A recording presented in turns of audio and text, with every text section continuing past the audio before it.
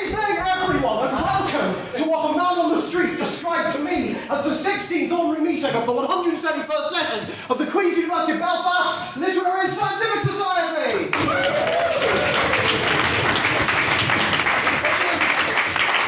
That can go away for a start. It is great to be back. That's my name. I am here. Wahey. But before we begin, we have to begin with the best bit of the evening, and that is the announcements. Woo!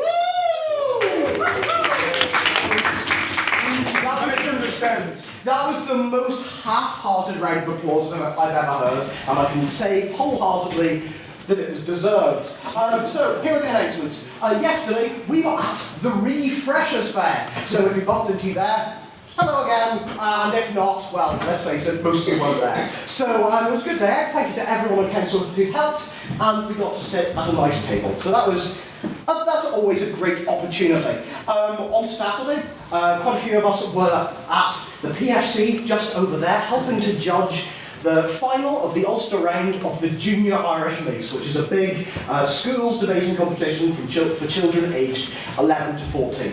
I'd like to thank everyone that helped to judge. We really couldn't have done it without you. And I say we, I really mean our wonderful outreach officer, Mark Gilmore, who was running around like sort of...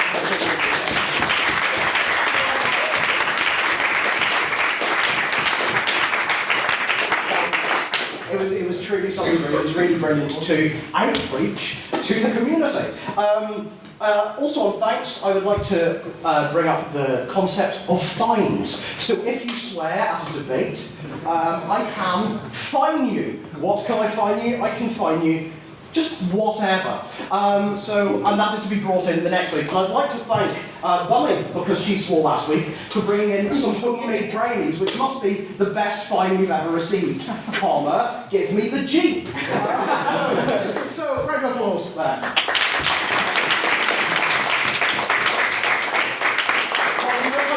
Reject to that. It's usually the fine comes in next week. Does that mean we can swear like fuck for this? Oh, you've been a naughty boy, Connor. Never say that ever again, bro. Yeah. Connor McDonald owes me. You constantly calling him dirty boys. What's the punishment? So You owe me, right? And this is a new thing, and I'm going to push this. You owe me an incredibly sincerely written apology letter, handwritten, that I will read. I could do those. Yes, so a very sincere apology letter in blue ink. Because he's an Irish story. That wasn't the implication. I was just bringing up that it's officially the worst colour of pen. Controversial opinion.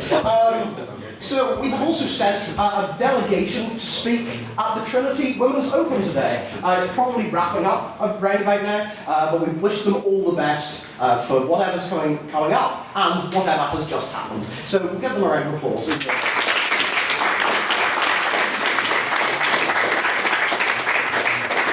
More on that a bit later. Another announcement, there are quite a few this week, and we're getting into what I'm going to term the two big ones. So, many of you will know, I think it was announced last week, or we talked about it a wee bit before, the Litterific IV, which was going to be our big inter-varsity debating competition with people coming from all over Ireland and a few people from the United Kingdom as well to come and speak at a big debating competition. It just so happened that actually after we decided the date, there was an election called for that day, so it proved a bit logistically difficult to run, but the Litterific does not stop without a fight. So we are incredibly excited to announce that if you get one of our turn cards, which I'm going to do some exercise to get, you will see that. I'm going to run back, because it's right, this is coming from an English student, but it's really difficult to read while running. I just feel my entire degree has been invalidated by physical exercise. But on the 12th of March, we are having our Dufferin competition for Best Speaker. And the motion for that will be announced on the night, 15 minutes before it happens. So the speakers will have to come up with their arguments pretty much in those 15 minutes, which is akin to how it would happen at a competition. The thing is, that doesn't sound that big. That sounds like a night with no motion on the term card. So what if, instead of making it just one debate with, in this case, 8 speakers, it was more than one debate and there were more than 8 speakers? So on Saturday, the 8th of March, we will be having the first round of our Dufferin competition, and the debate that's on the term card will be the final of that competition. There may be more rounds based on demand, but if you're interested in that, which if you enjoy speaking, if you are thinking about speaking, I very much recommend you do, please come up at the end and put your name on that beautiful Queen's file block. That is the kind of file block you would only get if you were doing a master's. That's a wee humble brag. They give us loads of stuff, just letting you know where your tuition fees are going. So if you want to sign up to that, which I very much encourage you to do, it's going to be really good. It's a really big competition for the society. So yeah, get hyped. But another thing, there's some pointing going on. Another thing is, last night we had our EGM, or Extraordinary General Meeting. I said a few words on the night, but I'm going to say more words now. And it was the turnout to the EGM was, quite frankly, a lot more than we expected. In fact, the room we were in, honestly, it felt like going to an abattoir. It was that cramped. So we ended up moving to a different room because it was just so cramped. And I actually got really emotional that night because it's really nice to see all of you caring about society and coming out to support people, and even the 4 candidates who put themselves forward for the role of internal convener. The fact that there were so many of you that were interested in society, that wanted that role, it truly is heartwarming. So I want another round of applause for all the candidates.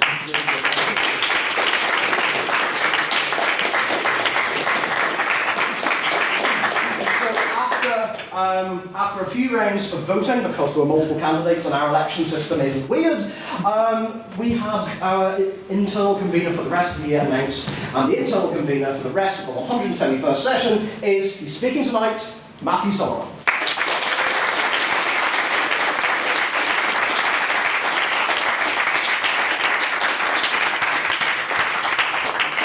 So I believe that is it for the announcements for tonight. There was certainly a roller coaster of ideas and themes and various things like that. One final thing is, if you are interested in society, if you do enjoy coming up here, please do sign up.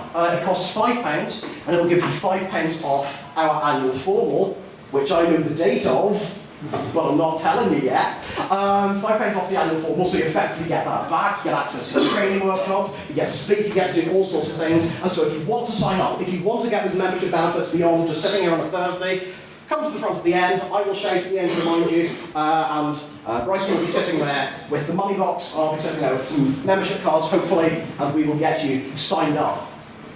That's funny. I said Bryson's sitting there. Why are you sitting there, Bryson? Well, the actual secretary is away at the Trinity Women's Competition, so I have been forced to take over. So, as you're now sitting in that seat, do you want to read some minutes? I guess I have to. Well, please welcome up to read some minutes, Matthew Bryson.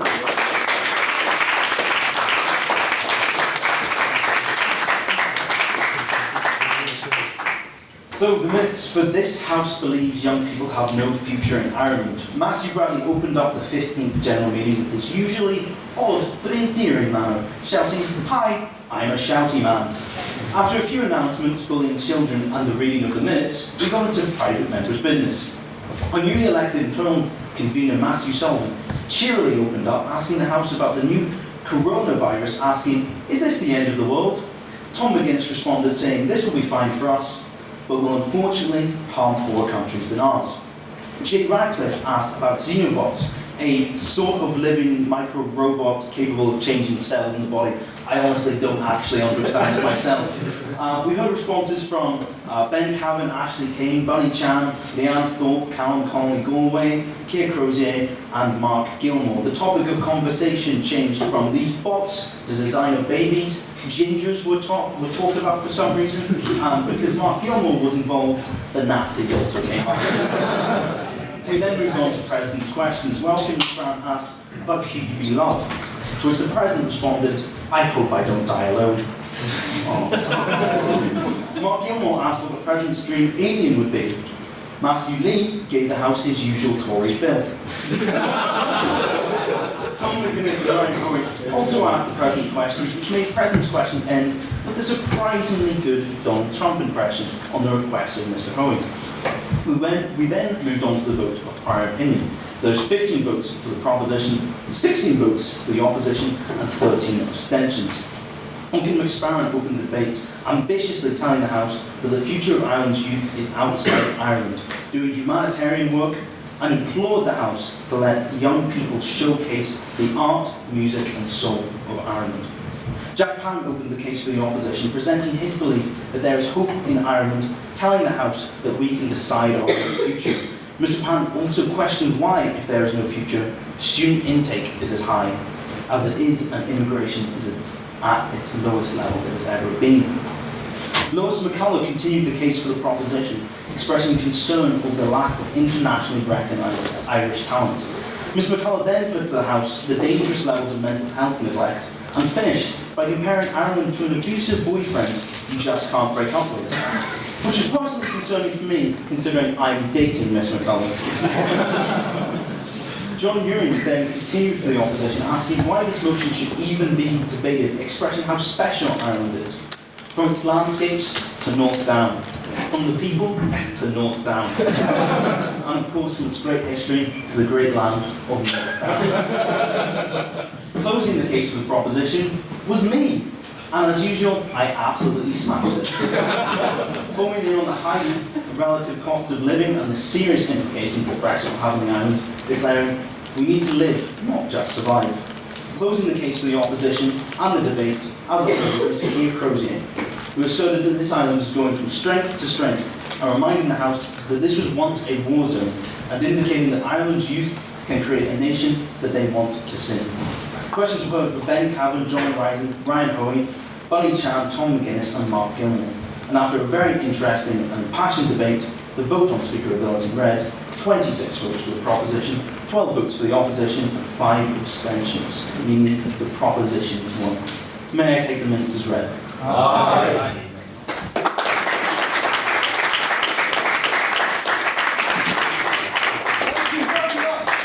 Mr. Bryson, those minutes. I'm now going to move the PowerPoint on, but I'll need to turn this back on.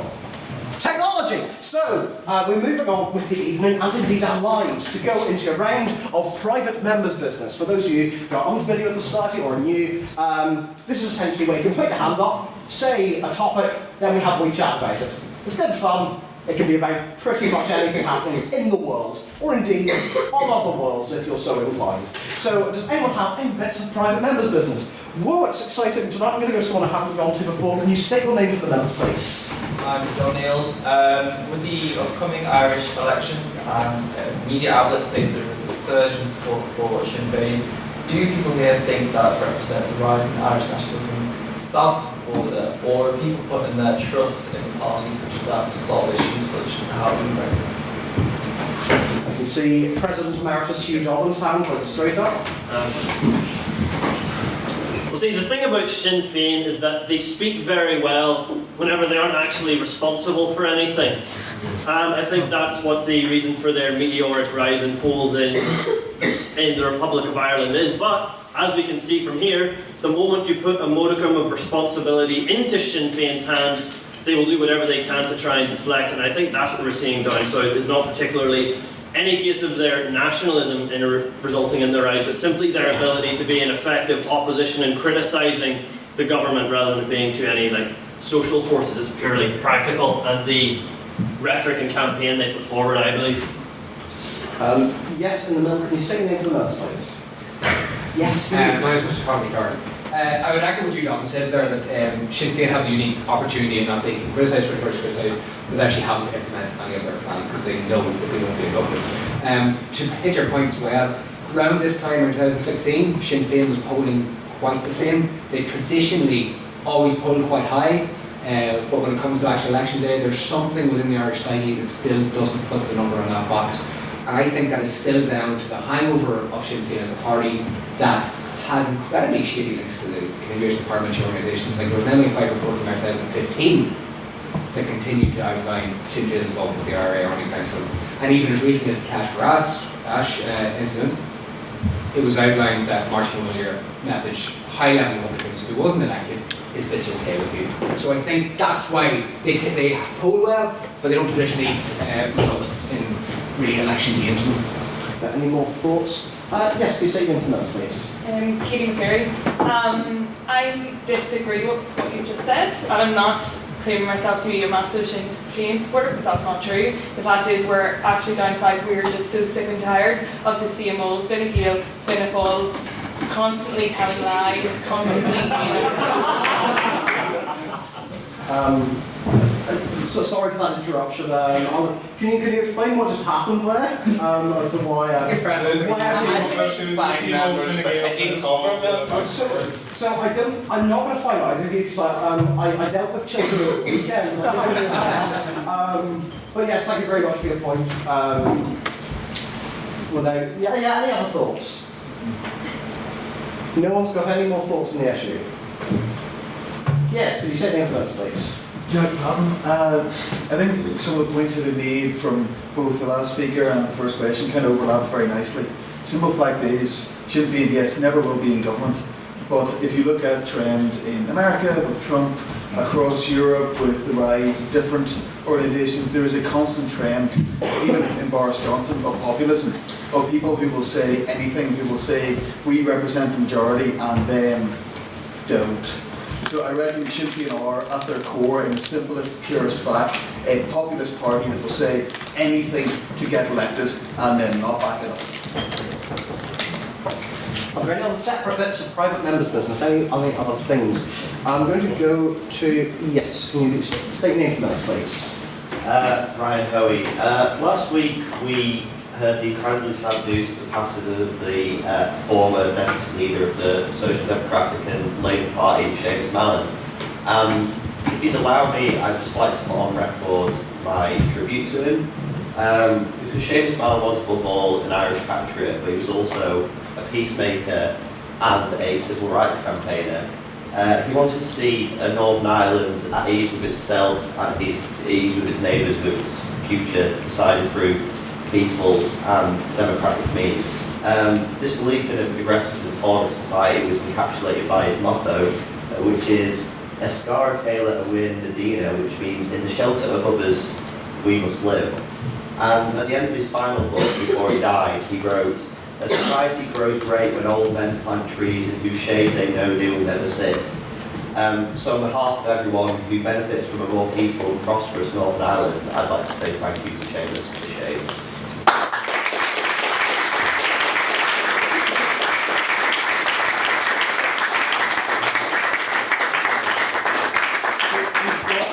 One thought, and then what I think we should do is we'll have a vote on whether we should open a motion of condolence to the family of Seamus Mallon. So is that what you were going to do? Yeah, I was going to suggest we do exactly that. Excellent, we're on the same page. We're going to open a motion of condolence to the family of Seamus Mallon. So what happens here is I send it, no to not, abstain to abstain. So all those in favour of sending condolences to the family of Seamus Mallon, please raise your hand and say aye. Aye. There's no need for us to count that. Anyone against, please raise your hand and say nay. Any abstentions? The motion is carried.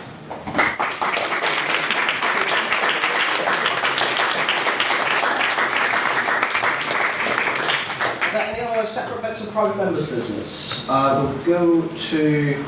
Can you say your name for that, please? Though I beheld a beast and its name was Tom McGuinness and it was me. So recently the impeachment trial against President Donald Trump has begun, and one of his leading attorneys, noted Jeffrey Epstein associate Alan Dershowitz, made the argument that the president can engage in any quid pro quo that he thinks will get him elected because he believes it to be in the public interest.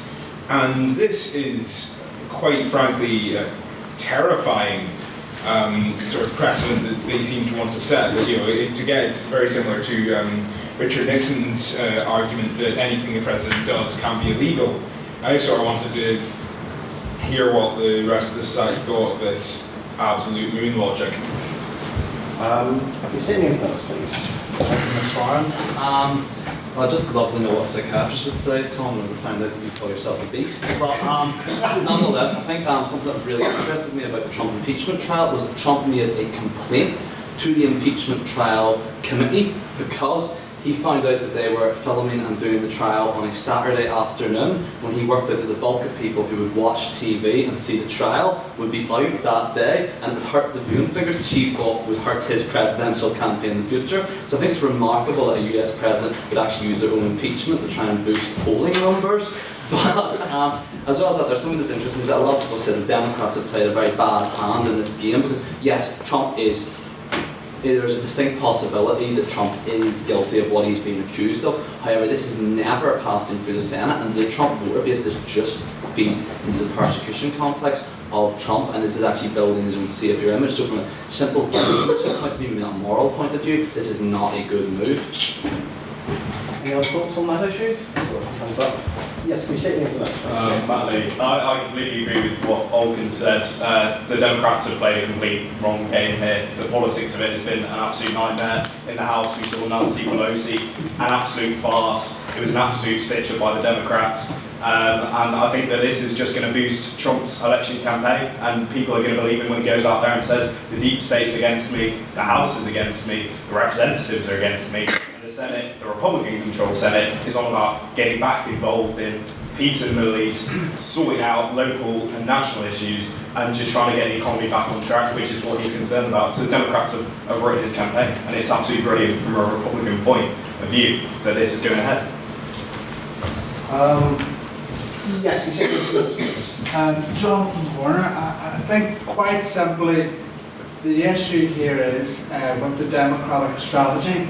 They're spending so much time on this impeachment trial and putting so much effort into it, when actually they've just ignored the main issues that have arisen from the Trump presidency.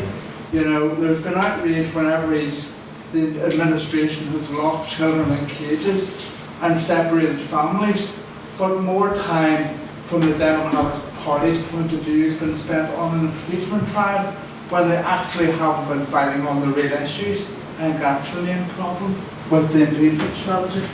Any thoughts? Yes, we say anything else, please. Ethan, I'd like to comment on the children in cages remark. That has actually been proven to be false because of the fact that the cages were actually stage props. That's number one. But I do concur that the US does have an immigration problem that needs to be fixed because of a very dysfunctional immigration court system.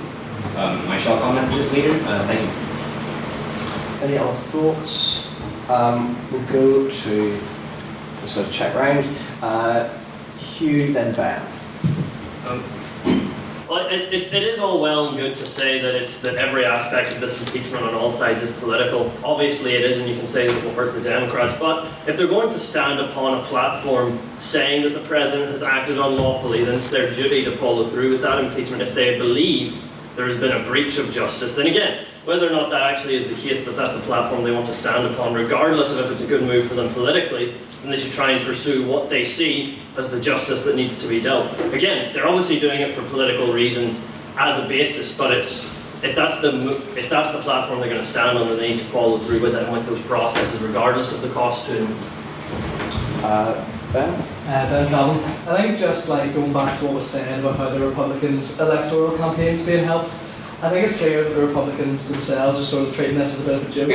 There's been reports of senators literally like doing crosswords and throwing airplanes whilst this impeachment trial is going on. So quite clearly the Republican senators do not see it as a threat, and as it's been said, it's actually bolstering their electoral campaigns. So. Yes, Tom. So people talk about, oh, it's going to bolster the actual campaign of Republicans, and sort of what Ben's mentioned here is the clear disregard of the Republican Party for the basic decencies of democracy, which has been broadcast by them more or less constantly for the last 10 years, arguably. But I think it's most interesting is the argument, oh, they shouldn't be doing it, it's going to hurt their campaign. But you should consider the moral aspects of this. Donald Trump has been committing impeachable offences pretty much since the second he entered office and was in breach of the Emoluments Clause.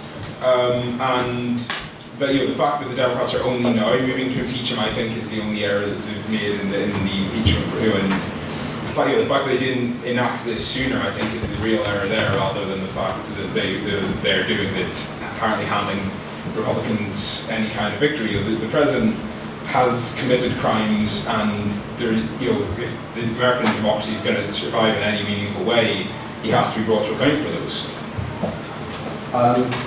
Back from Brussels, former tech officer Jake Kieran. So I think you've touched on something interesting there, the issue of timing. That is one of the more compelling cases I've seen being made by the Republicans. Not necessarily all of the stuff that's complicated legal jargon, because let's be honest, I think there's about 5 of us in the room that understands the issues of subpoenas and all that, aside from maybe law students, but I'm not convinced law isn't a magical science in some back room to make the rest of us feel dumb.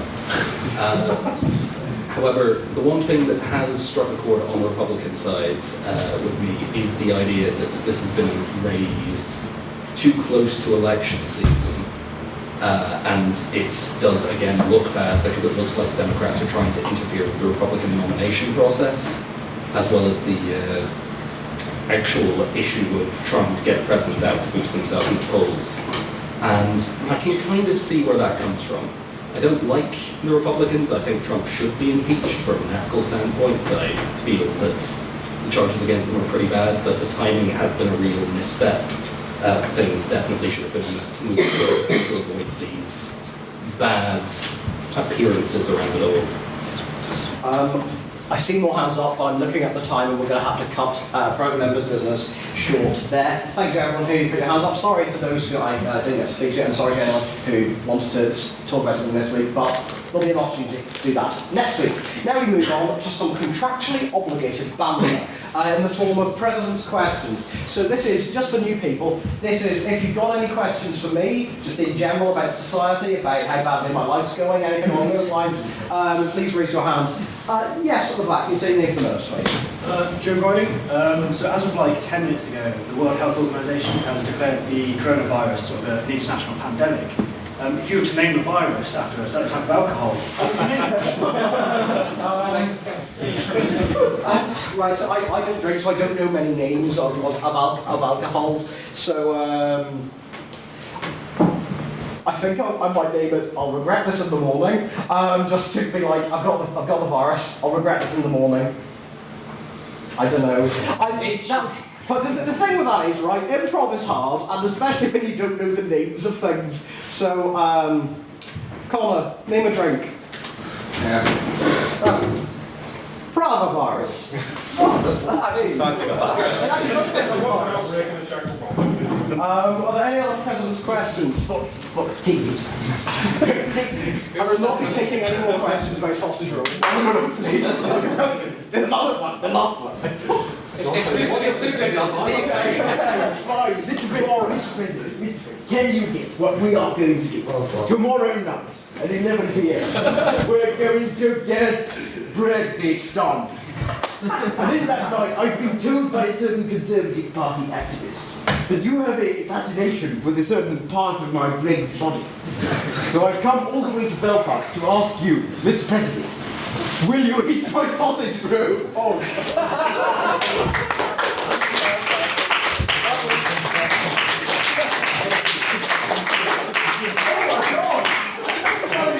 Why do I have to apologize to new people every single week? It's getting very bad. Thank you for the gift, Boris. Is this? Sometimes I stand up here and things like this happen. I think, am I asleep? Is this like a weird dream? The answer's always no. So we'll go to Colin McGarville because. In keeping with like names you don't know, there is an Irish general election on. Which party would you vote for?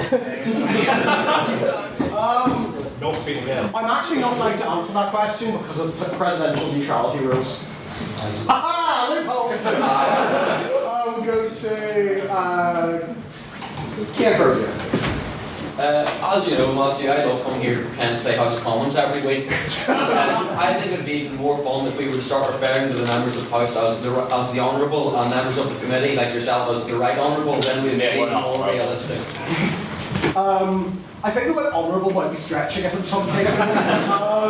So that'd be quite fun, but alas, you can call me my lord if you want, but apart from that, no, I meant it much. I didn't. What do you mean? Why do you have to read filth into everything? I'm sick of this. Right? I get up here every single damn week, and I'll say something perfectly innocuous, and you'll all think I've said some filth. Where are you going? Enjoy. Yes. So you'll have, and that with tomorrow being the conclusion of his decades-long campaign to get Britain out of the EU. Nigel Farage was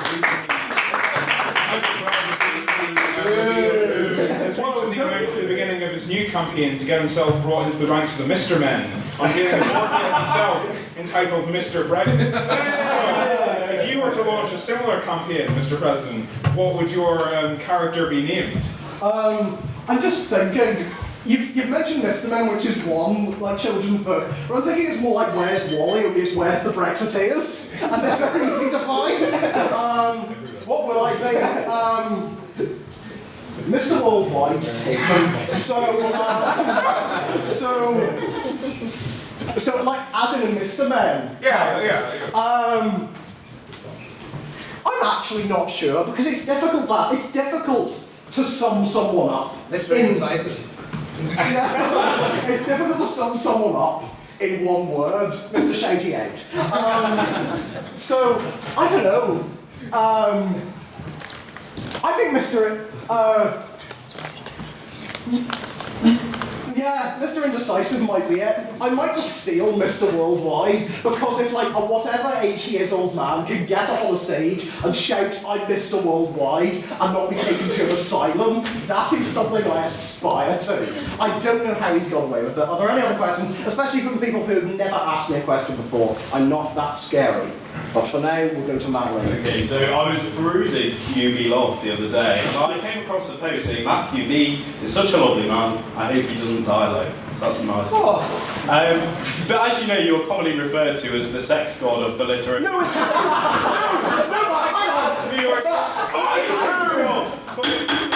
Stop talking right. It's only you that refers to me as that. And all of anyone who knows me well will know exactly how untrue that nickname is. Mr. President, can I move a motion then that this House recognises you as a sex god of the and I'm sure someone will second this motion. That is not procedure. Right, Motions okay. must be submitted in writing the week before.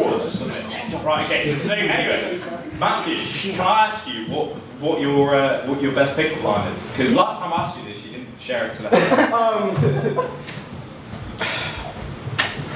I don't have any. The only thing I pick up is food, which explains the station.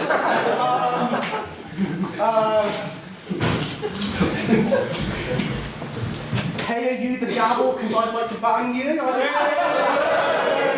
got your belt.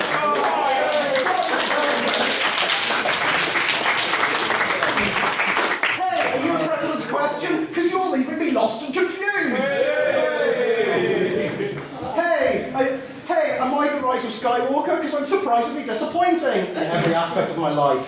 So, I think that's fine. Since we've introduced nihilism, are there any other pressing ones before we mercilessly put this round of the evening out of misery? No, great, let's move on with our lives. Ding, that's done.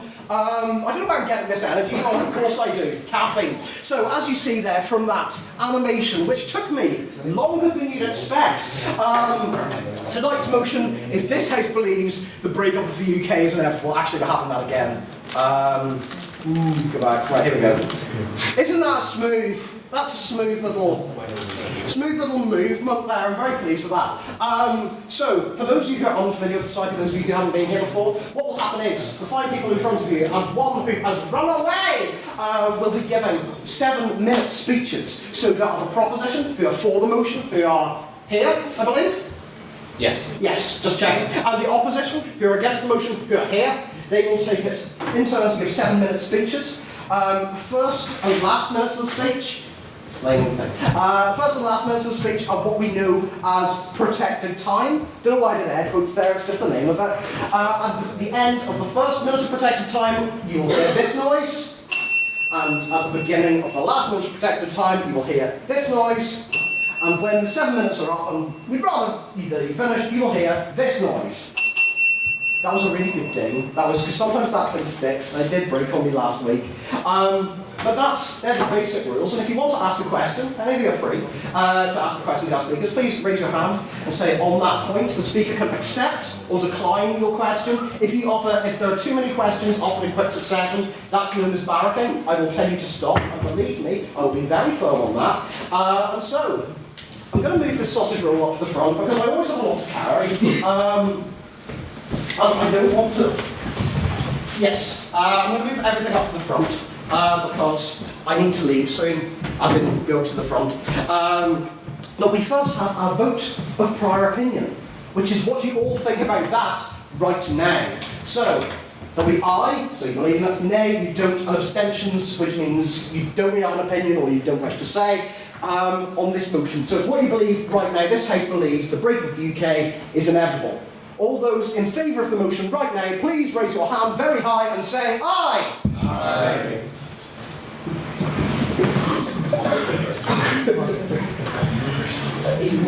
Communists.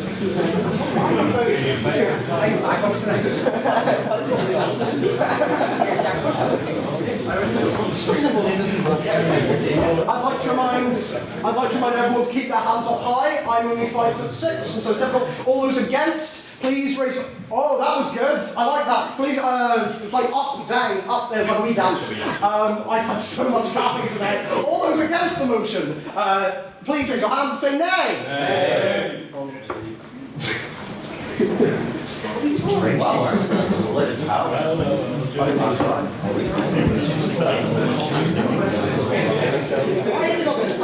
And all of those who wish to abstain on the motion, please raise your hand and say meh.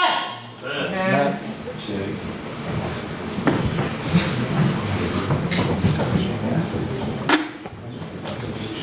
Mr. Treasurer Secretary, ma'am, please read out the votes. So in the vote of prior opinion, the proposition has 27 votes, the opposition has 15 votes, and the abstentions have 5, meaning the proposition win the vote of prior opinion. Oh, the proposition win the vote of prior opinion, everyone. It's going to be... So we'll have a vote on the ability of the speakers right at the end. But for now, it gives me great pleasure to welcome to speak first for the proposition, Alcon McSparrow.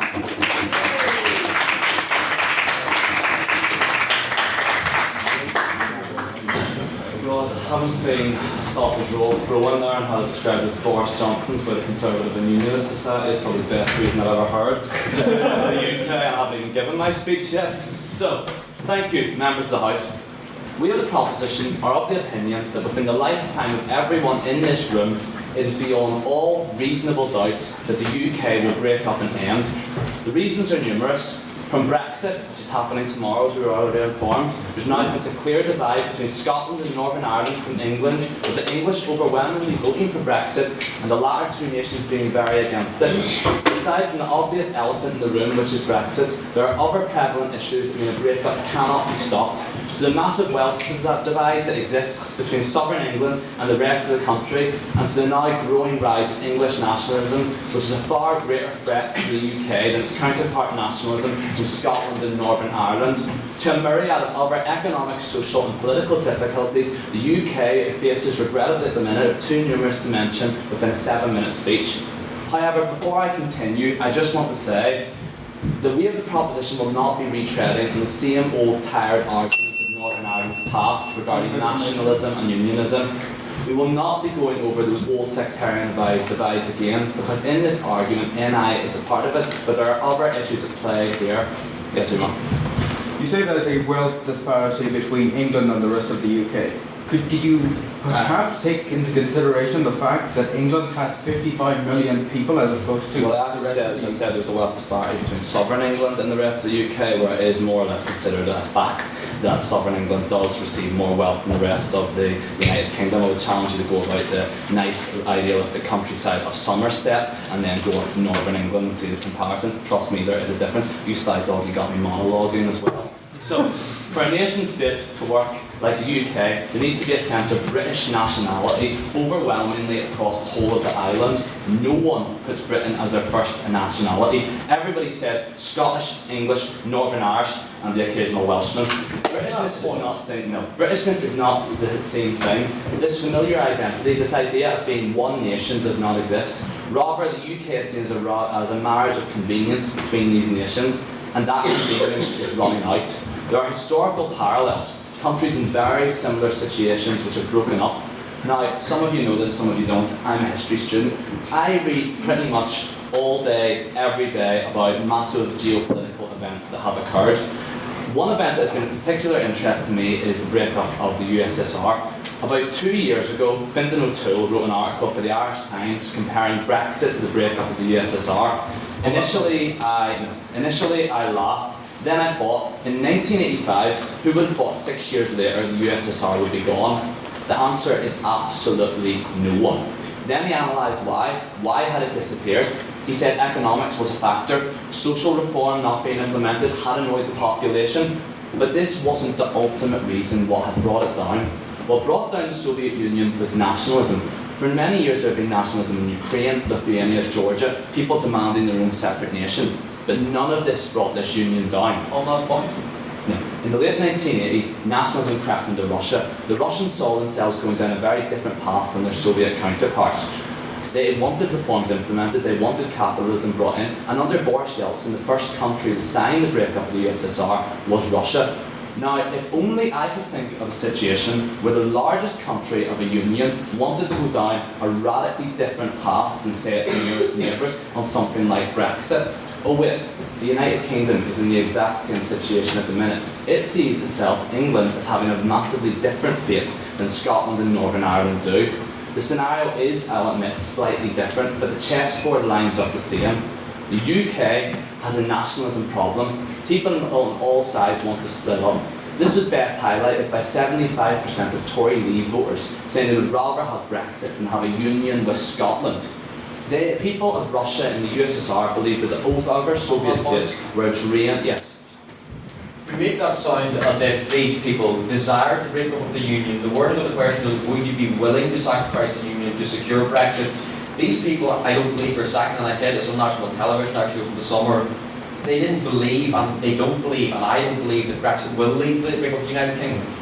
I think it would be like the semantics that are here. Whenever someone says, I would rather sacrifice a part of my country to get this one tangent in the sky idea done, I think that's a pretty bad sign that your country is not functioning and not working properly and is not fit for purpose anymore.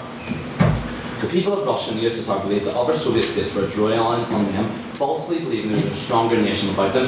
Now, I don't know about you, but I've heard rather a few English politicians complain about the economic drain that Northern Ireland is over the years. How often do we hear someone say, we spent 10 billion on Northern Ireland, could that not go to our own hospitals? Could that not go to our own armed services? Could that not go to something back here at home? Why are we giving this money to them? I mean, you famously hear the statement, Martin McGuinness and Ian Paisley, whenever both of them were in the negotiating talks, both of them were viewed as Irishmen. They were not viewed as British men going into those talks by many of the negotiating factors in the British government. This brings me on to my next argument. Brexit is about blaming someone. Nationalism inherently does this. It says we would be better off without this lot. They're a drain, they affect our wealth, the money in our pocket. The UK, let's be honest, is economically unequal. As we addressed earlier, there's sovereign England, but Northern Ireland is consistently shown as one of the poorest regions in the country. It's common knowledge there's a wealth divide in the north and south of England. Glasgow has one of the lowest life expectancies in the whole of the UK. These people have been failed by the UK. They're not seen as economically fit. Well, spoken about areas that are deprived, but they are one of the most, they are in two regions which are the most subsidised within the United Kingdom. So surely they're benefiting from being part of the UK. Okay, so they're being given some minor token amounts of money, but they're not actually being given enough to actually economically build themselves up. If it was properly working, would these areas be deprived, man? That's the question. Would they? And no, they are deprived. The UK is not economically working for all its citizens. The question must be asked, if a nation does not economically work for all of its citizens, then how long does it really have left? Best case scenario, it can limp on until the populace have enough on either side of the divide. To finish, the breakup of the UK is now something that is beyond all reasonable doubt. It may very well, as I said, limp on for a bit, but the damage has been done. Nationalism has torn it apart. The familiarity, the idea of being one nation, of being British is gone. The idea of economically helping each other has been abandoned, with the poor now seen as a drain. So it is regrettable, but alas, the UK is doomed to the breakup. Thank you, ladies and gentlemen.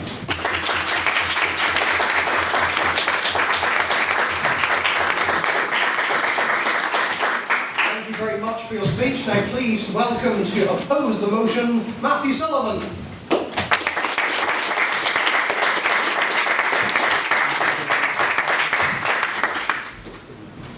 Okay, so I was drafted into this debate with about 2 hours of notice, so if anybody's got a POI for me, please, I need them. I don't have enough content.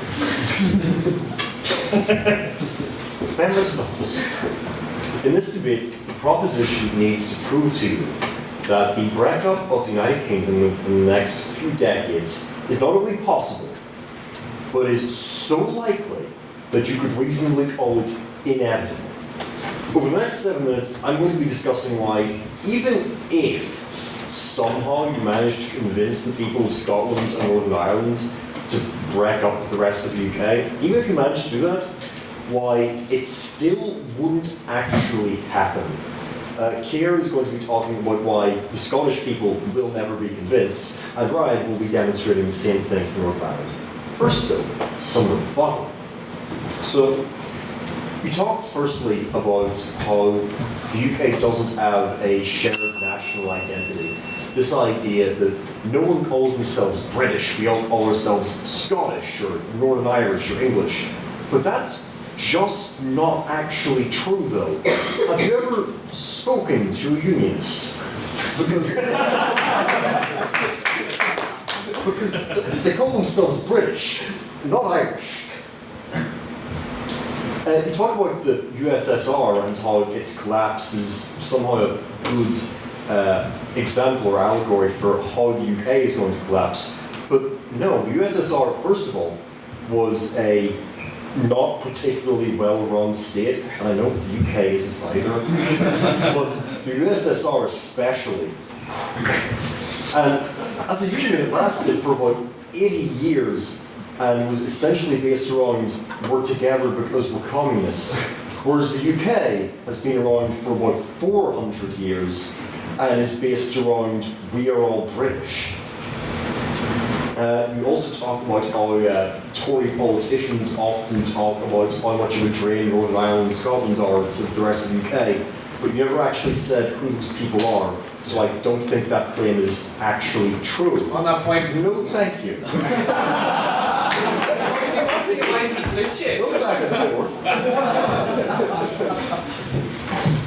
And finally, you talked about how there's areas of deprivation in Scotland and Northern Ireland which suggest that Scotland and Northern Ireland are somehow underfunded compared to England. That is also just simply not true. The funding per capita for Scotland and Northern Ireland is substantially higher than any area of England. So, in December, Nicola Sturgeon demanded that Westminster transfer the power to hold a second independence referendum from Westminster to Holyrood.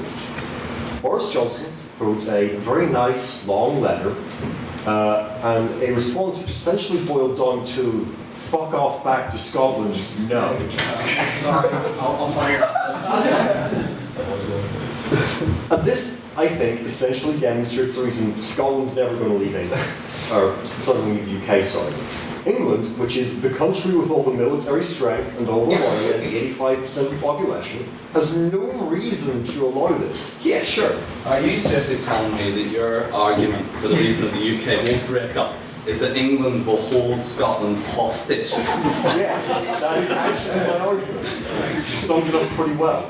Yeah, no, England has no reason to let Scotland leave. They have no reason to let Northern Ireland leave. If anyone questions why we can't have an independence referendum, England can just say, well, you had one, So on that and point- you no thank you. England said you had one, and you lost. If anyone tries to unilaterally hold an independence referendum, they'll pull a Catalonia. Remember Catalonia? What happened in Catalonia was that the Catalonian government tried to hold an independence referendum without the permission of the Spanish government.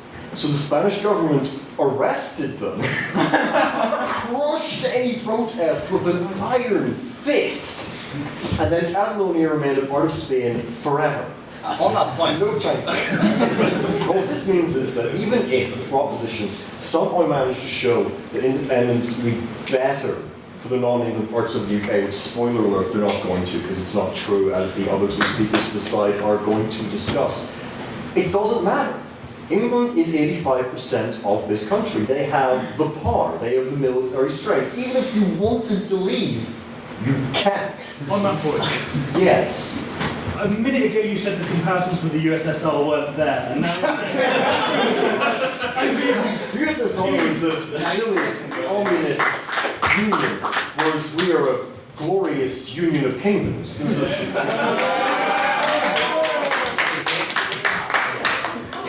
Look, even if you want to your dreams of independence are just that, dreams. Nothing's going to change. No one's going to free you from your chains. The only likelihood is that the United Kingdom will remain united, as it has done for 4 centuries, and as it will continue to do for many centuries more. You know what? Sure. Right, you see, this really worries me, Sullivan. What it seems to me is that what you're endorsing is sort of like, even if like some situation does evolve, where the United Kingdom does break up, you're sort of endorsing sort of fascist takeover. But they take over the rest of it. It's not fascist, it's perfectly democratic, we're just not going to give you the vote. But look, don't look so sad. It's a good thing, right? Ultimately, doesn't even matter. Scotland and Northern Ireland are better off in the Union. And their people know that. And no one would ever vote to leave, even if they did have the opportunity, as my colleagues are going to demonstrate very clearly in their speeches. Don't be fooled by the proposition's arguments of, oh, but there's a chance that there might be a breakup. No. They have to show you the chances of the UK breaking up are so overwhelmingly likely. And they can't do that, because, simply, it's not true. Thank you.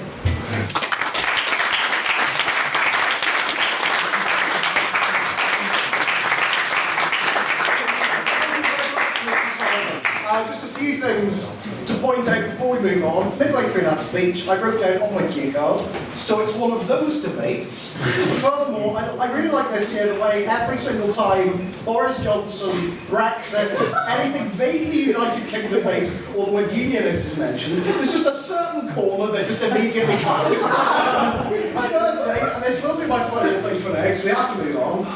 Matthew Sullivan, you swore during that speech, so I've got no choice but to fine you. And what I'm fining you is the world's most insincere apology letter, handwritten, to be delivered to me next week. So the most insincere apology letter you can muster. There we go. So to continue the debate for the proposition, please welcome without further ado, Conor McArdle.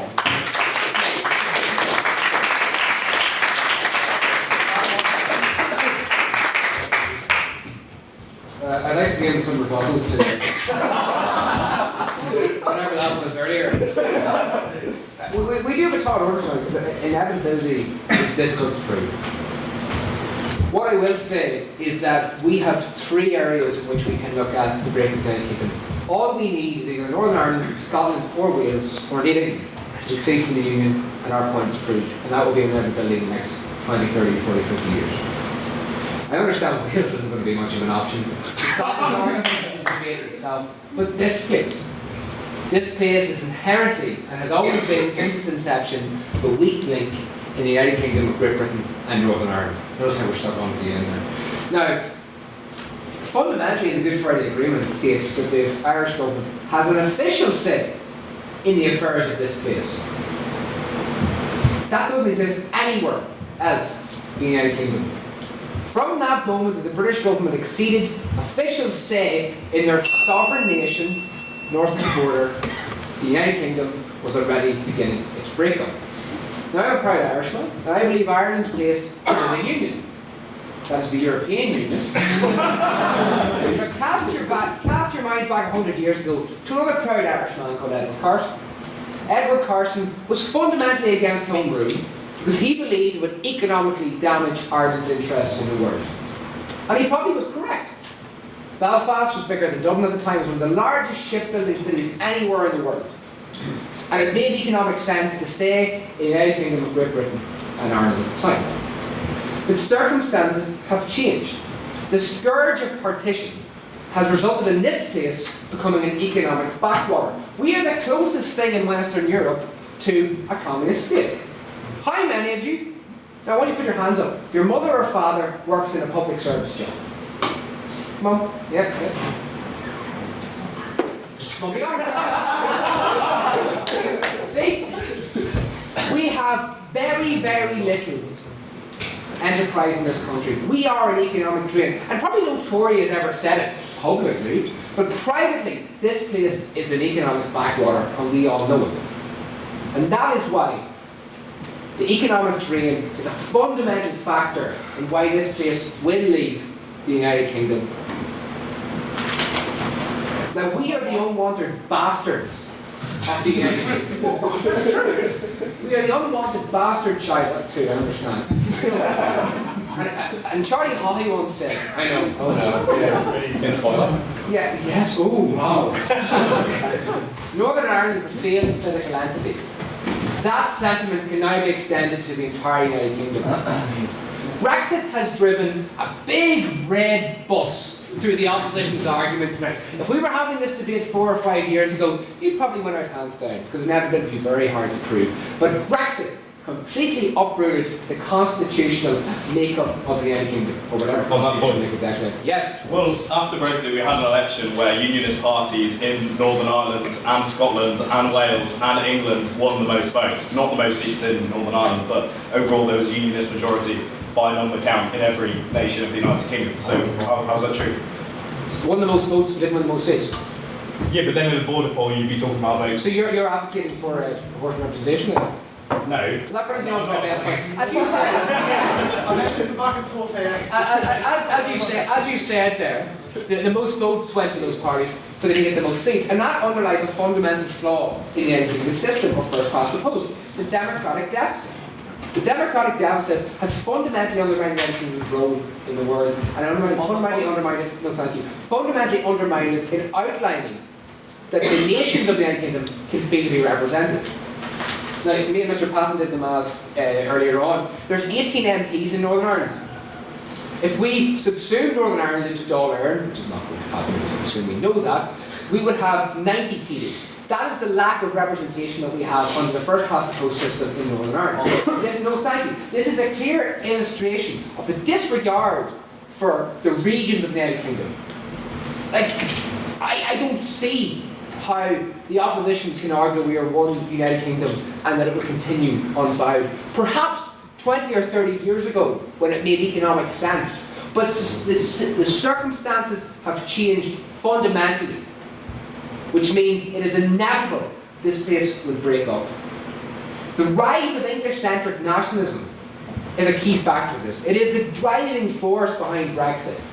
And you know, perhaps it is justified, because the United Kingdom seemed to almost disguise England as not being a distinct entity, but the home of the empire. And in doing so, they undermined, first of all, the regions, because it was seen as English-centric, but they also undermined the votes of English people, because they were seen to be pandering towards the rest of the United Kingdom. This paradox, as it were, well, thank you, has contributed clearly to the breakup of the United Kingdom.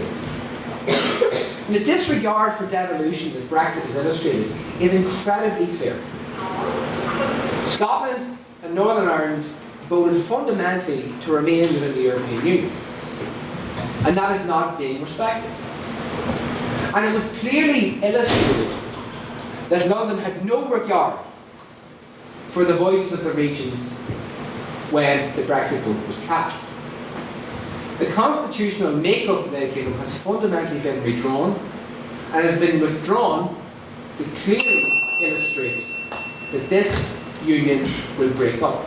And for all their shouts about the democratic deficit of the European Union and how it is run by Germany and France, their irony to cling to the United Kingdom as some bastion of equal nations living together is laughable. There is no equality between the nations. This very statement here is a clear example of the failure of the United Kingdom to recognise the unique element of its regions. It is undoubtedly going to result in the breakup of the United Kingdom.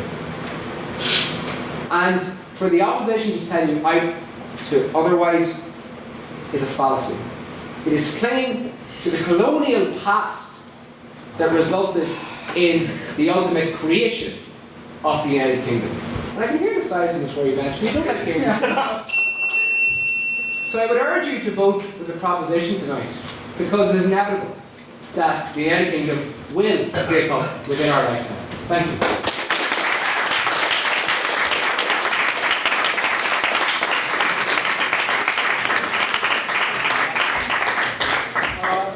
Clarification, I will not be fining you for your use of the word bastard as you're using its correct usage rather than its usage as a swear or a derogatory remark.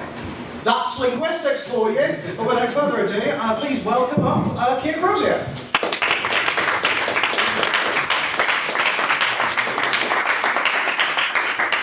Ladies and gentlemen, the word presumptuous does not do justice to what has been spoken by the proposition tonight.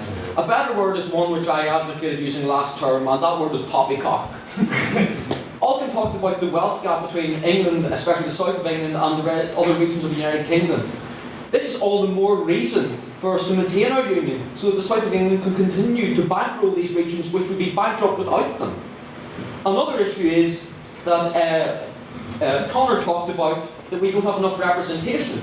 Actually, the size of the average constituency in Scotland and Northern Ireland is smaller than in England. If anything, we're overrepresented. If it was to be a redrawing of boundaries, we would have fewer MPs than we have now. We have every bit as much representation and more than we could ask for. Finally, I would compare to a point made by one of our own members here, Matthew Sullivan, who talked about independence being merely a pipe dream. I would disagree slightly with semantics and say it's actually more of a nightmare than a dream, as they will illustrate on that point. Alright, why not? Okay, yeah, there's a couple of things. You're talking about the wealth gap between the south and the north, and you're saying the south has to bankroll the north. However, the United Kingdom is actually showing that what it's done is it's hoarded wealth in one section and not evenly divided it out across the society, and has not invested in those regions. So why should those regions have any love for the United Kingdom, which clearly doesn't care about them? Well, quite simply, the figures do not add up there. In Scotland, per head population, there's 13% more government spending than there is in England. In Northern Ireland, it's 21% more government spending. So absolutely, England picks up the can for Scotland and Northern Ireland, and they do so gratefully. But back on the point is, central to their argument is the claim that Brexit will lead to the departure of Scotland and Northern Ireland from the United Kingdom. They say that because Scotland and Northern Ireland voted to remain, they will now choose to leave the Union in order to retain, or rather restore, given it's a bit late, to retain their place in the European Union. But this is based on the assumption that the loyalties of these Remain voters in Scotland and Northern Ireland are stronger to the faraway and frankly often bamboozling power structures in Brussels than they are to our much older, stronger, no thank you, and better union which has seen us through 2 world wars, the rise and fall of empire, and will see us bravely and strongly into the future. The 4 nations which make up our beloved union are so much more than the sum of their parts when they work together. But we look firstly at Scotland, or Caledonia as the Romans called it. The SNP, credit where it's due, had a superb general election last year. But it's important to remember that actually they still only got 45% of the vote, which, as well as being a minority, is actually less than they got in 2015, before the word Brexit ever really be heard of, when it was just a dream of Nigel Farage and a few on the Tory backbenches. On that point, yes. Was that not the general election where David Cameron's promise to hold the Brexit referendum was a key part of his manifesto? Like, I don't think you can say that that vote was held without, leaving the European Union coming into it. That's completely ridiculous. Well, Sorry. The bottom line was that nobody expected the Conservatives, including David Cameron, to win a majority in that election. So really, I think that's a bit of a null point. Yeah. Furthermore, a vote for the SNP cannot be directly equated to a vote for independence. The SNP are now a much more powerful party than Labour in Scotland, and it could just be interpreted perfectly validly as a general vote for left-wing politics. The 2014 Scottish referendum was presented by both sides as a once-in-a-generation choice, and 6 years does not a generation make, as I'm sure we will all agree. But so much has changed, comes the reply. And so, yes, it has. But the harder the Brexit, the harder independence becomes for Scotland. And the idea is completely economically unviable. Scotland is a net recipient of 10 billion a year from the UK, and we need to borrow heavily to make up that shortfall. But Scotland currently runs a budget deficit of 7.9%. That's 4 times the rest of the United Kingdom, and it's the highest in Europe. No thank you. This would make borrowing prohibitively expensive for Scotland. It just wouldn't work. They would end up bankrupt, they would have to call in the IMF for a bailout, and they would impose brutal austerity. No thank you. Naturally, an independent Scotland would want to join the EU, but that they would be allowed to do so is far from certain, given Spain would likely to object given their own concerns about Catalonian independence. For the sake of argument, however, we'll imagine that Scotland is allowed to join. A number of problems immediately arise. The most immediate is the fact that Scotland would be required to join the customs union, which would necessitate a hard border and possible tariffs between Scotland and England. I mentioned the Romans earlier. This would amount to something resembling a modern-day Hadrian's Wall, given that over 60% of Scotland's trade is with the UK compared to only 18% with the rest of Europe. This would be an economic disaster. No, thank you. This would only be compounded by the fact that EU law would require them to further slash their budget deficit. The EU only allows their member states to run a 3% deficit. Scotland are currently 5% over. You can ask any Greek and they will tell you what the EU would impose would make Cameron Osborne's austerity look like milk compared to EU brandy. On that point, okay, Connor. You're focusing a lot on Scotland's accession to the European Union. It's an interesting point, but you've spoken none of Northern Ireland and the European Union's role in that. And it was agreed at the European Council meeting when Brexit first was announced in 2016, Enda Kenny ensured in European Union law that Northern Ireland would automatically accede to the European Union if it was ever to agree in a border vote to merge with the Republic. So Scotland's one instance. I heard you, Conrad. I take your point. I will come on to Northern Ireland and Rand to speak heavily about Northern Ireland, but I will regret that. Perhaps Scotland could adapt and recover, but the prognosis here is not good either. The Scottish economy is heavily dependent on North Sea oil and gas. This was something which the pro-Leave side made a big deal about in the 2014 referendum. But this is a declining market. Already the price of oil is only 60% of what it was then, and it's only going to drop further as renewable technology develops. The idea that this economic suicide could be somehow kept in the Scottish people, or that they could be willing to stomach it, that they could put on Braveheart and people could drink enough iron brew and eat enough shortbread and say, yeah, let's just go for it and balls for the consequences. It doesn't do the Scottish people any sort of disservice. They're smart enough to see through it. So we do finally move on to Northern Ireland. And the bottom line is, more and more people are moving away from the narrow identity politics which has been peddled by both Sinn Féin and the DUP. We can see this by the growth in the Vote for Alliance and the fact that the Northern Ireland Life and Times survey showed that 50% of people no longer identify as nationalists or unionists. They're more concerned about the bread and butter issues than this divisive identity politics, and overwhelmingly the financial interests are better served by remaining as part of the United Kingdom. Someday the UK may break up, and some will celebrate that fact when it does, but to argue that it is inevitable is to ignore the hard evidence. It is hyperbole and exaggeration of the highest order, and that's why you should vote with the opposition tonight.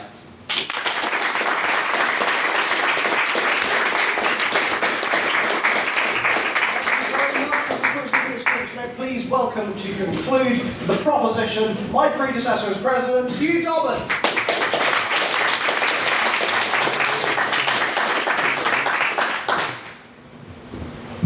What is so united about the United Kingdom?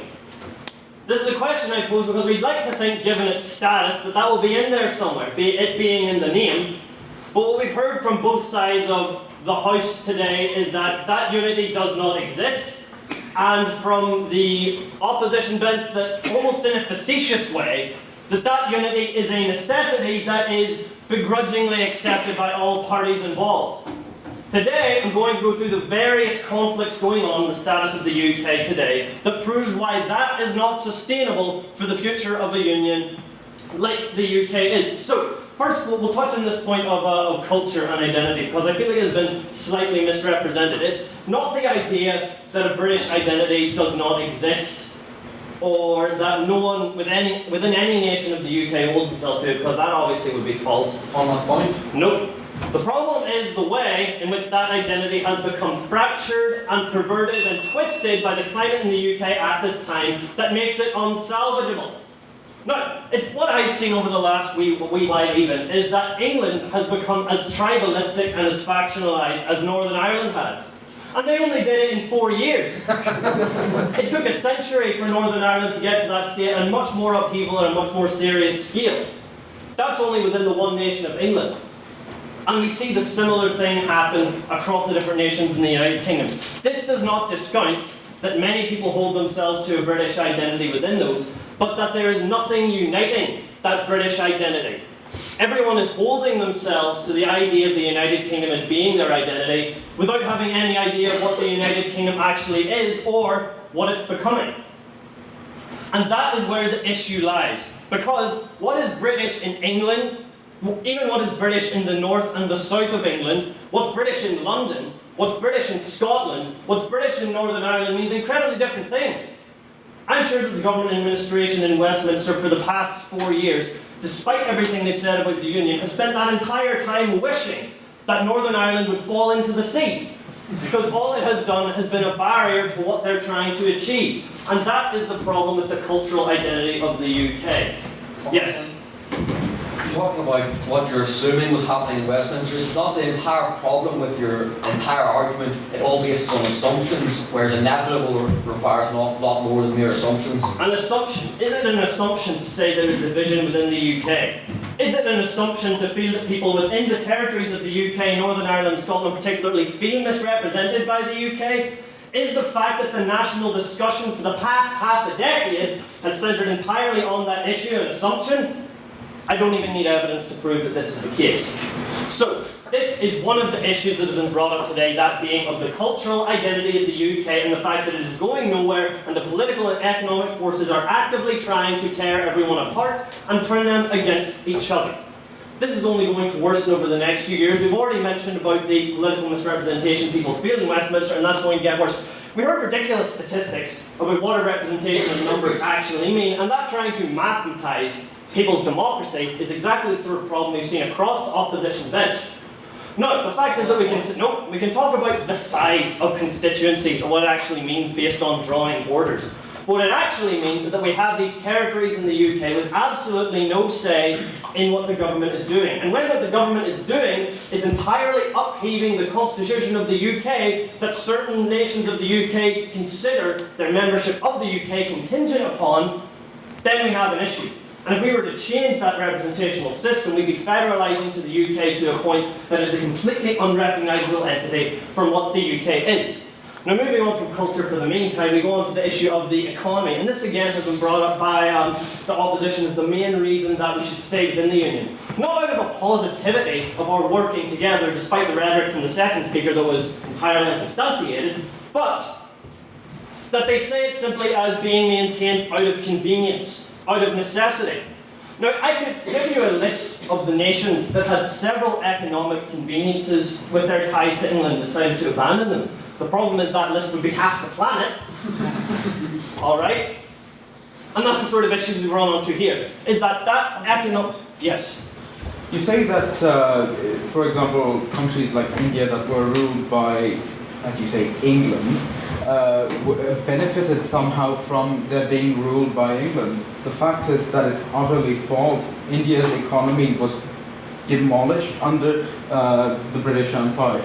Before British colonization, India had a share of the world economy of worth around 16%. It was reduced to below 2% after the British Empire. That's obviously an extremely nuanced example, and the reason I didn't give them is that yes, the British Empire's actions were atrocious. I'll never defend them, obviously. But it's that in many nations of the world, and as we said, as is currently in the case of the UK, there was technology built up in economies that in many places was seen as advantageous. Even take, for example, the United States, but reached a point where their misrepresentation and their frustration reached a boiling point. And that's what we're going to see happen in the UK. And that goes back into the point of democracy and representation that I've already brought up, is that the UK, as it currently stands, doesn't represent anyone.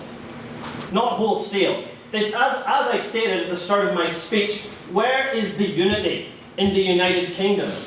It is not between nations. There is no shared cultural value across all beyond those generic such as... Yes.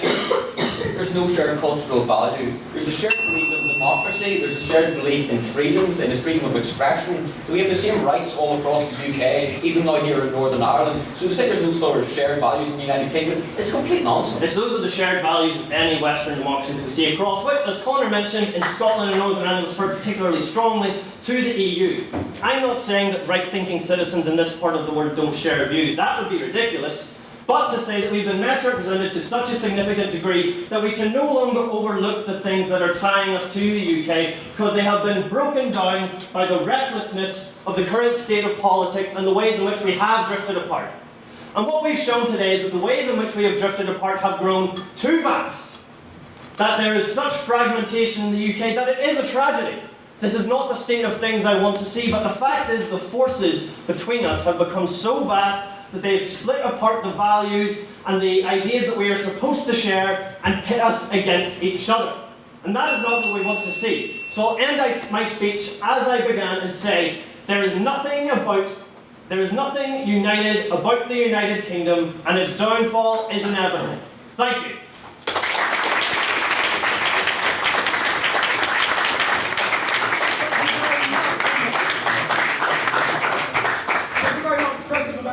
Now please welcome to conclude for the opposition and indeed the debate as a whole, Ryan Howie.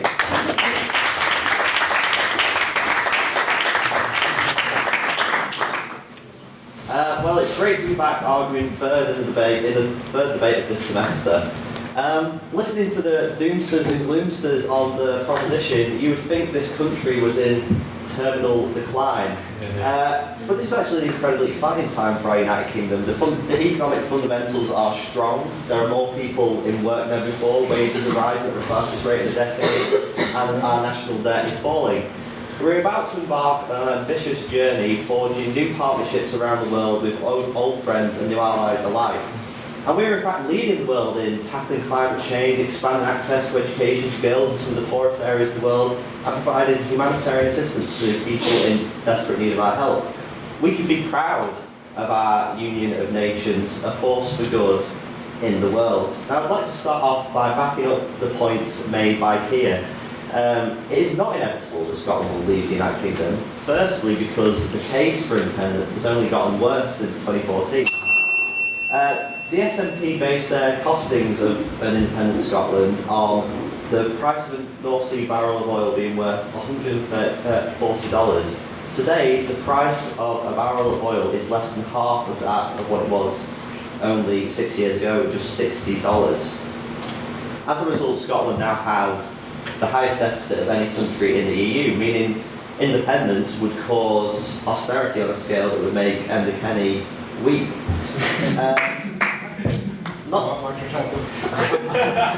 Not to mention the fact that the deficit this high would actually prevent Scotland from rejoining the EU. And even if you were allowed to rejoin the EU, they would lose the opt-out of the euro and lose control of their fishing waters.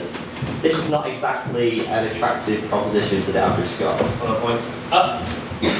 You're listing all these statistics as to why there shouldn't be another independence referendum, but Scotland's Westminster representation was overwhelmingly voted in favour of it, so regardless of what you're saying, does that still not show that there was a will within the Scottish people to break away from the path that the United Kingdom is putting them down, regardless of what your own thoughts on what the people should do are? Well, as Keir said, that in the recent general election, 55% of votes were cast for pro-union parties in Scotland. And as has already been said, even if even if they did want another referendum, Westminster's not going to give it. And actually, according to the latest opinion polling, the majority of people in Scotland do not want an independence referendum. They said no in 2014, and they meant it, no thank you. Now moving on to Northern Ireland. The basic analysis from lots of people is that as to why it is inevitable that Northern Ireland will leave the UK makes two assumptions. First, the group that have traditionally been relied upon to provide support for the Union are Ulster Protestants. Ulster Protestants are a declining percentage of the population will soon become a minority, and therefore the Breakup is inevitable. These assumptions are misplaced. If one looks at the Northern Ireland Life and Times survey, the establishment of devolved government since the Good Friday Agreement has convinced nearly a third of Catholics and over half of the growing percentage of the population who define as other to support the status quo over reunification. On that point, Brian, sorry. That might have been correct before 2016, but listen, Brexit has just completely thrown up the constitutional question, and it could do untold damage to this place. And surely the status quo is now gone. Okay, once again we've got assumptions from the proposition without any evidence backing it up, because the beauty of the Northern Ireland Life and Times survey is that it's done every single year and you can track it over time. And if you actually look at it, 2016, there was a slight decline in support for the Union, but it is still, we'll just come on to, this is 2018 Northern Ireland Life and Times survey after the result of the referendum. When it comes to young people, our generation, 19% support Remain in the UK with direct rule and 58% with devolved government compared to just 23% for United Ireland. And this makes sense because our generation grew up after the Good Friday Agreement. We saw the benefits of remaining within the UK but having a power-sharing devolved government with locally elected and locally accountable politicians making decisions for people here. And the fact that it's back up and running again will only serve to strengthen the Union in the years ahead. And as we move away from talking about constitutional politics and start to address the issues that actually matter to people in their everyday lives. Now onto the Brexit bit, because a lot of the proposition's points have been on the basis of the fact that Brexit makes breaking the Union inevitable. But if you look at in the withdrawal agreement at the Northern Ireland Protocol, it's actually an incredibly advantageous position for Northern Ireland. We'll still be part of the UK's customs territory and benefit from independent trade deals when we leave the EU. And whilst having unparalleled access to EU markets. Now this is something that neither full alignment with the rest of the UK nor United Ireland can compete with. On that point, go ahead. So you, the arch Brexiteer, are saying that Northern Ireland's in a great position because it's got access to EU markets that the rest of the UK won't have access to. So does that necessarily leave your entire Brexit argument completely null and void and show that Brexit actually is this massively divisive thing that is tearing apart the United Kingdom because it is not working for everyone? No, it doesn't, because I think having a sort of hybrid system is what Northern Ireland is all about. We have, the ability to identify as British or Irish, and we have the ability to have access to all markets, non-EU, EU, UK.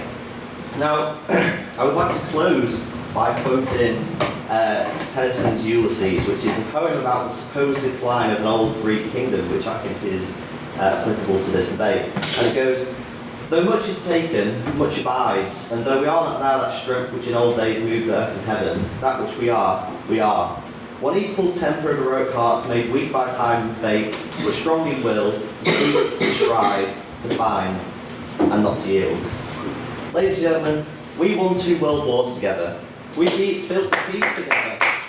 We built the health service together. We built the welfare state together. We built the BBC together. We joined the EEC together. We will leave the EU together. We will the past together. And we will build the future together.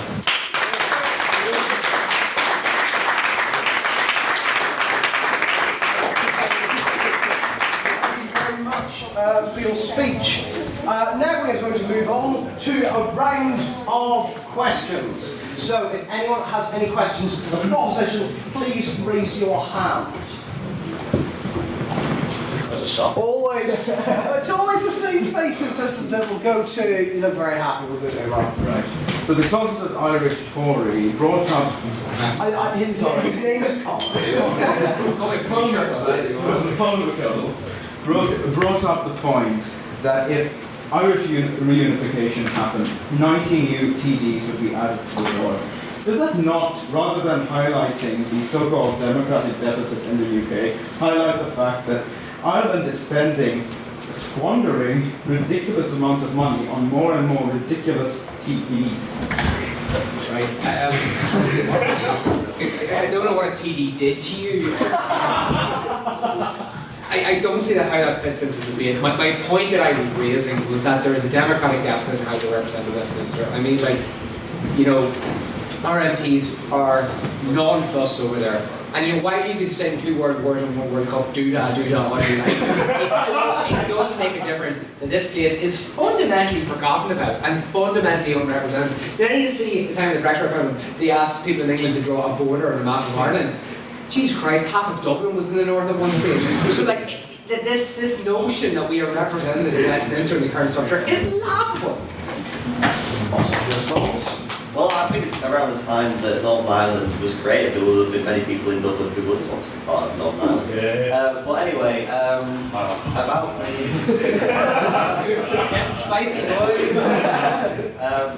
About the representation point, I don't think this is a very good point because all of the constituencies in the UK have equal, or are supposed to be, or soon will have equal numbers within them, and it's just the fact that Northern Ireland only has a small percentage of the population in the UK. But we make up for that point by having a devolved government with locally elected people making decisions about our health service, our education service, and all the rest of it. So there are things within the United Kingdom that address the democratic deficit point. And also, may I point out, for the last 2 years, the DEP literally held balance power at Westminster. The word spicy was mentioned there to define this debate. There is like a spice system with debates, so like how controversial, I suppose, the word for the motion is, and I would give this one 3 chilies. So let's move on. Are there any questions for the opposition? Yes, can you stay here for a minute, please, because that was a very forceful hand up. James Urchin. When the opposition was talking about unions in Scotland, they made the argument that not all votes for the SNP counted as votes for independence. Yet at the same time they argued that any vote against the SNP is a vote for unionism. How exactly do you square those two arguments together? I made the argument, I suppose I have to be the man to do it. It is entirely possible that every vote for the SNP is a vote for independence and every vote against them is a vote against it. We simply don't know, but the fact is that in the only true measure we have, it is a 2014 referendum, Scotland voted 55% to stay in the United Kingdom. I would like to make a little point that the proposition didn't use a single factor figure during the debate. What has happened tonight is they've come to a gunfight without any ammunition. I mean, there's the old saying, there's lines of damn lies and there's statistics. And you can go and put all the nice fancy figures out here all you want, but everyone falls asleep after 2 minutes for them and care. And by the way, I feel like I've got an unfair advantage. You put this question in a group chat I'm on beforehand, so I did read it beforehand. But what I was going to say here is this, is that I do think actually when it comes to Scottish independence, you cannot assume that because someone voted the Green Party, that automatically means that they are not going to vote for Scottish independence, or because someone voted Labour doesn't mean they aren't going to vote Scottish independence. To try and say that every vote that wasn't for the SNP is not a vote for Scottish independence is laughable, to be 100% honest. I was just loving that we've called this debate spicy, considering that a lot of countries that were invaded by the United Kingdom were invaded for their spice, ironically enough. But yeah. I'm going to go over there and get gavel, so I feel like maybe meet in the next one. Are there any, thank you very much, Dave. Are there any questions that are abstaining questions? These are questions that are to neither side or both sides equally. And if you try and sneak in a question for one side or the other, I'll be on you like a puma. So this better be good. Please take it over for that. Ben Calvin, as we all know, the Queen herself is appointed by God. So how would both sides feel about returning to the days of the divine monarchy? So, proposition have to respond first. I'll let you take that.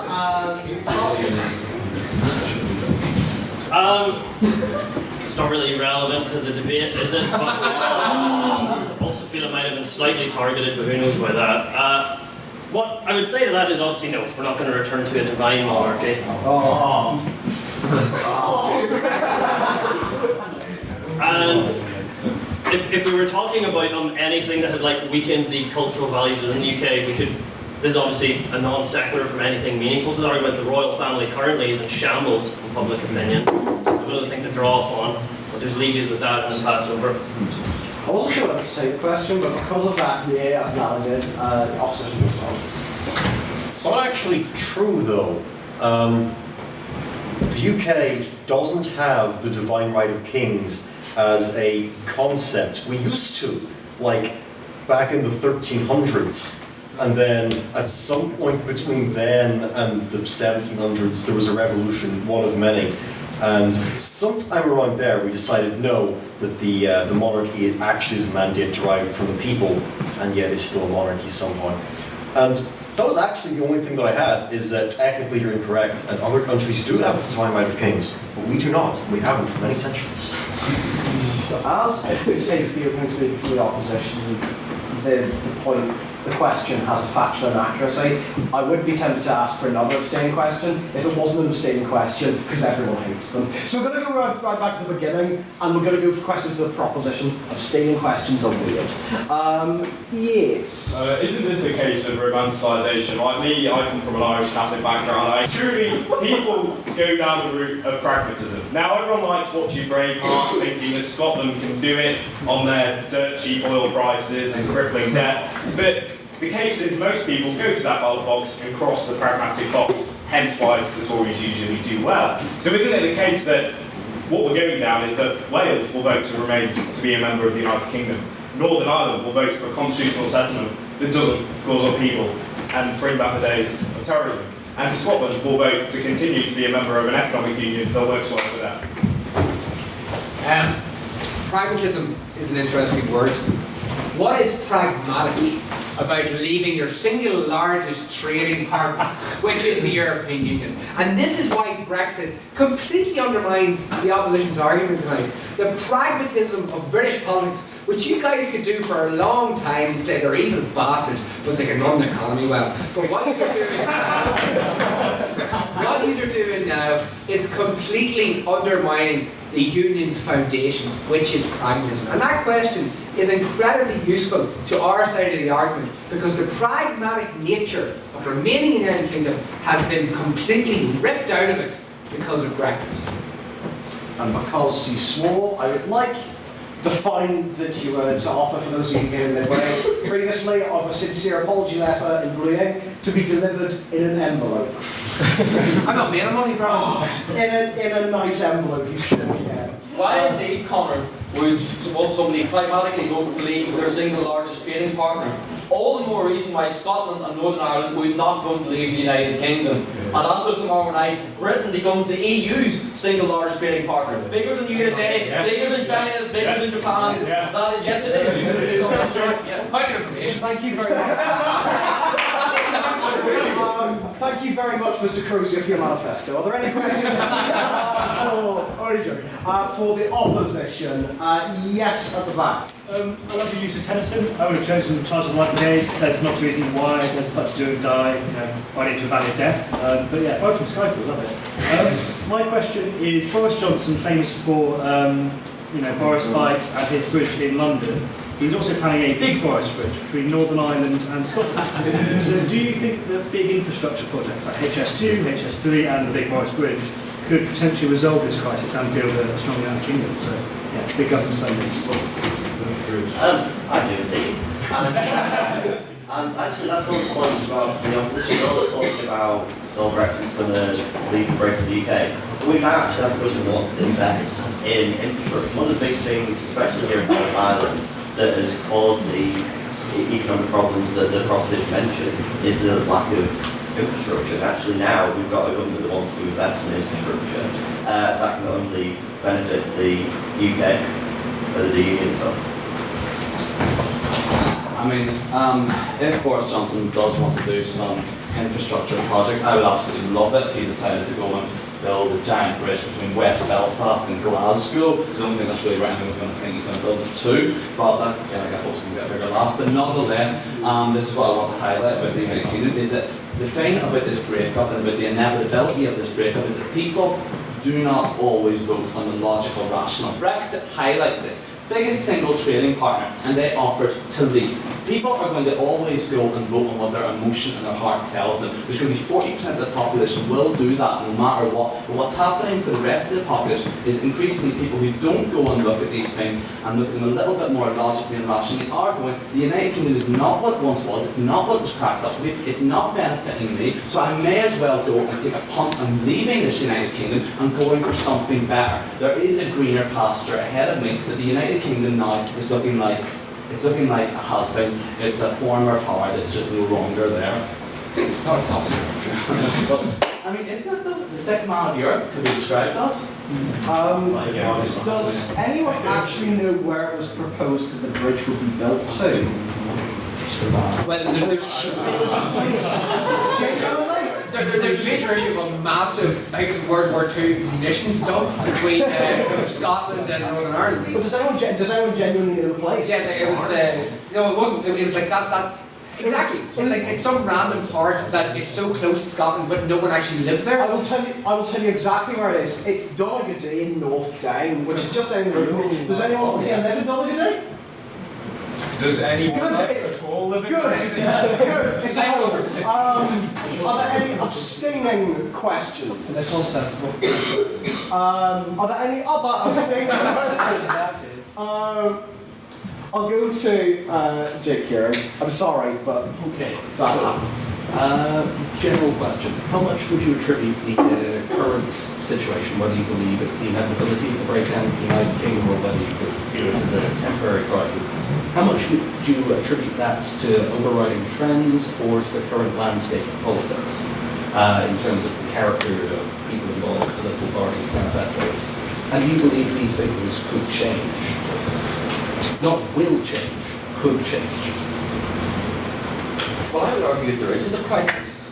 I think it was Callahan who said crisis, what crisis? I think it might have been. But anyway, the bottom line is that an awful lot of this speculation is the fact that younger voters have generally been both more pro-EU and more pro-independence in both Northern Ireland and Scotland, although as Ryan pointed out, that's changing in Northern Ireland. We have to remember that the political views people hold when they're younger overwhelmingly change over time, otherwise ages ago we have had a Labour majority that simply lasted forever as young people became older and voted Labour. But I don't think we can say by any stretch of the imagination that there is a political crisis in terms of the integrity of the Union, otherwise we wouldn't be here tonight. The debate tonight isn't actually about left or right, leaving or remaining, or any political persuasions. It's about representation and ignorance. And it's not about whether whatever is done is necessarily what's best for people, but rather that what we clearly see is that what the UK used to work together on is now divided on, and that Westminster and England is no longer working with the devolved institutions in the same way, and that they have grown apart from each other. You only need to look at the opposition's arguments to explain this. First, we had the idea that if any devolved institution dare deters from the path that Westminster has set it upon, they will be held hostage, which is obviously infeasible. And after that, we heard a word soup of various statistics that aimed to mislead and distract from the clear dissatisfaction from the direction that the Westminster government has gone. From that, it's self-evident that that breakup is inevitable because they have had to spend their entire argument distracting from reality.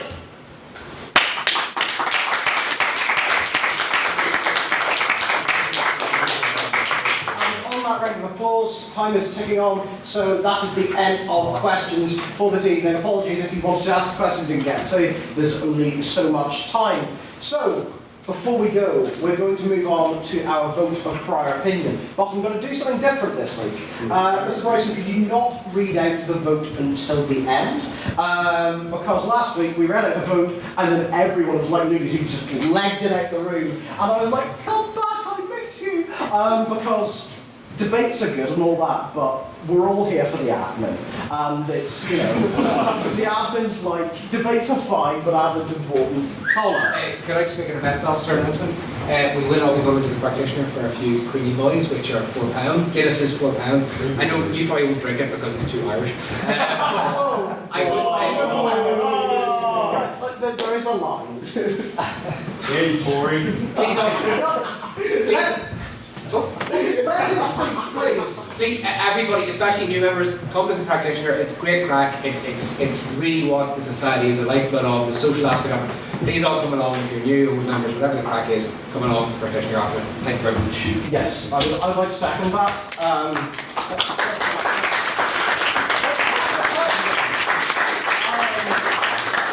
Yes, absolutely. Come along, say hi, even if you don't drink. I don't drink, a number of us don't drink. Come to the practitioner, have fun. I also don't like your use of the phrase creamy boys. Just sort of throw that one into the open. Where were we? Oh yes, we were on the vote of prior opinion. So, pardon? Speaker ability. Oh yes, I'm a time traveller, who knew? Everyone. So, a vote on speaker ability. This is about what side you think spoke best this evening. So, if you believe that the proposition spoke better this evening, please raise your hand and say aye. Aye. Very high, I'm very sure. There seems to be a lot of people over there with their hands down.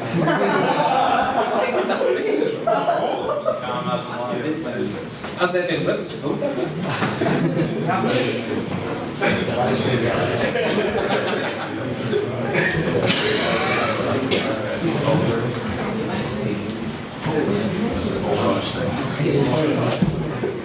And then all of those who think that the opposition spoke better tonight, please raise your hand and say nay. Nay. Never.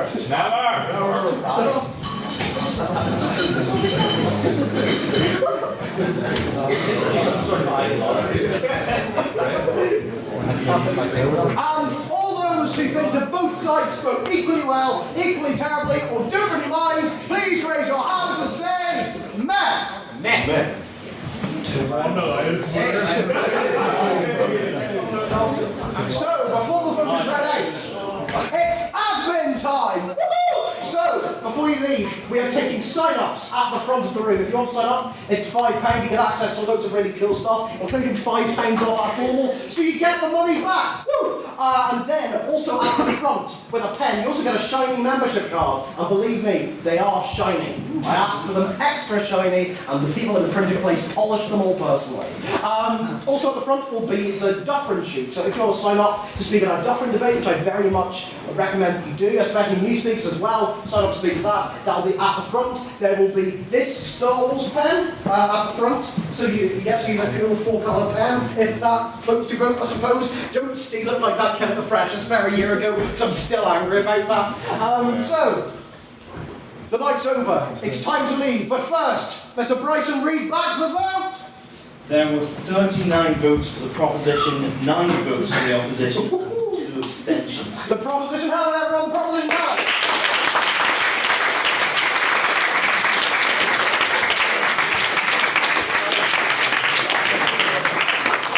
Thank you very much, everyone. I hope you all had a good time. New people, hope you've had a good time as well. I declare this meeting very much adjourned.